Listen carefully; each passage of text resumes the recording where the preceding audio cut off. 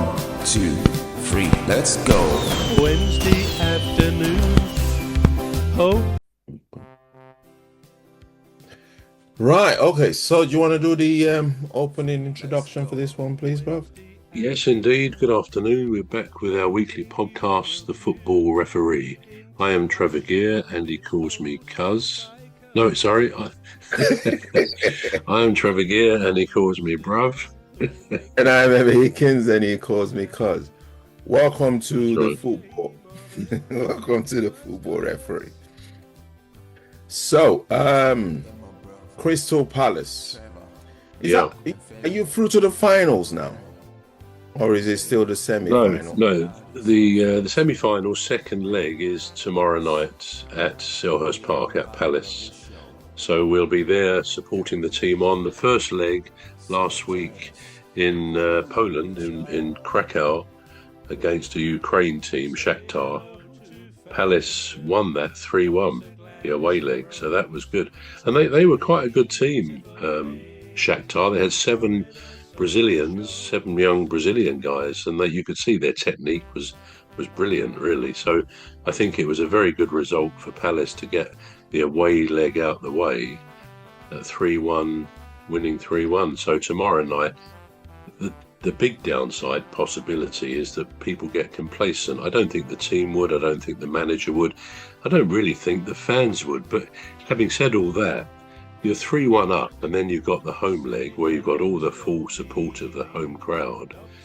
It's a bit almost inevitable. There's going to be some sense of, I think we're as good as in the final. And that could be a dangerous attitude to be taking. So I'm sure the team will give it their all. Disappointed with the result we had away to Bournemouth on Sunday. Partly, I think partly because he played a weaker team, if I can put it that way. The idea is with a squad nowadays, there's no such thing as a weaker team, but he definitely dropped some of the bigger players, if you like, and Palace really didn't play very well, certainly until the second half when he brought on some of the players and we got a bit better, but we lost 3-0 on that, which will be an interesting point at some stage to talk about the penalty that was conceded by Palace, which made it 2-0 to Bournemouth. So it was quite a key time to get that second goal. But it was the referee gave the penalty, went to VAR, and they went along with it, didn't even send him to the side. And yet, ever since, any pundit on Match of the Day or Sky or any of the programmes which do referee watch, there's not a single pundit or ex-ref who said that was a penalty. Everyone has said that was never a penalty.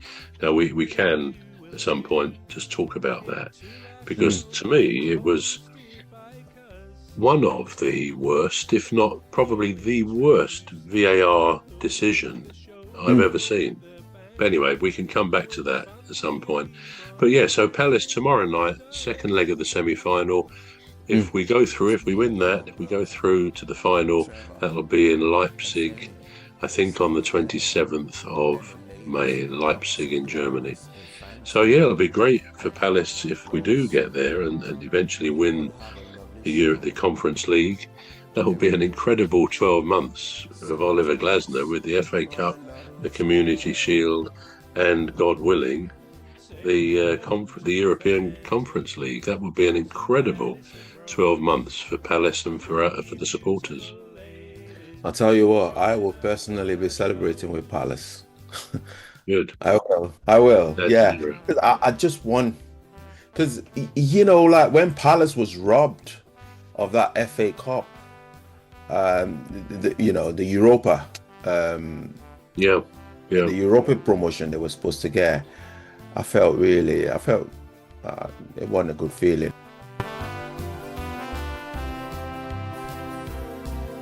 Say hello to old Mimi, Dr. Gladys and Rose, three beautiful ladies who join us on our shows.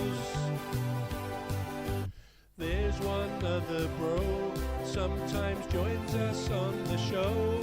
I felt it wasn't a good feeling. I don't like injustice. So for you to then get that Europa, that's what I'm really rooting for Palace. Anyway, we'll see how it goes. We'll see how it goes. But I just hope tomorrow night. Yeah, tomorrow night that will be. Hope that Palace scales through. Now this one is Harry Maguire. So Harry Maguire is willing to accept a big pay cut, right? Is willing to accept a big pay cut so he can stay at Manchester United.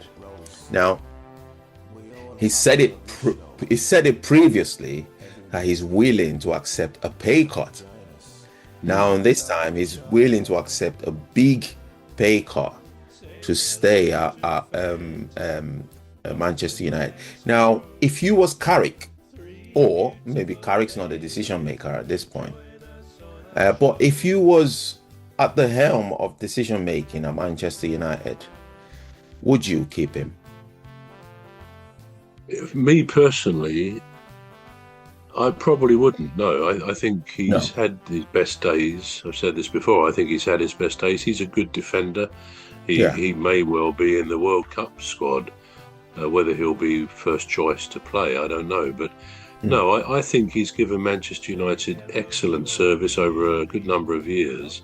But I think, I mean, it says something that he will be prepared to take a pay cut. But that's a good thing, if you like, that he wants to stay there. But it also probably reflects that he's not necessarily first in their plans for the coming season and the future. So, no, I wouldn't seek to keep him. No. But it is the policy of your club, hypothetically speaking, you are Manchester United. It's the policy of your club to reward loyalty. We've seen that with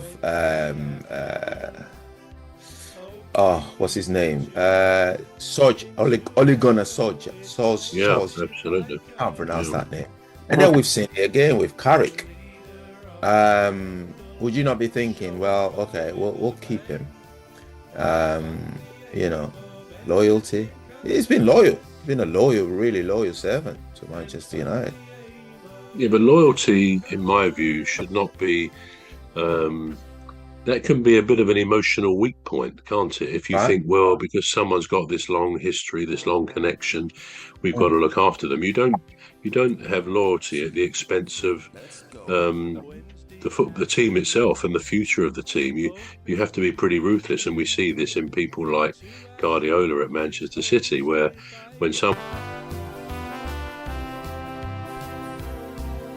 Say hello to old Mimi, Dr. Gladys and Rose, three beautiful ladies who join us on our shows.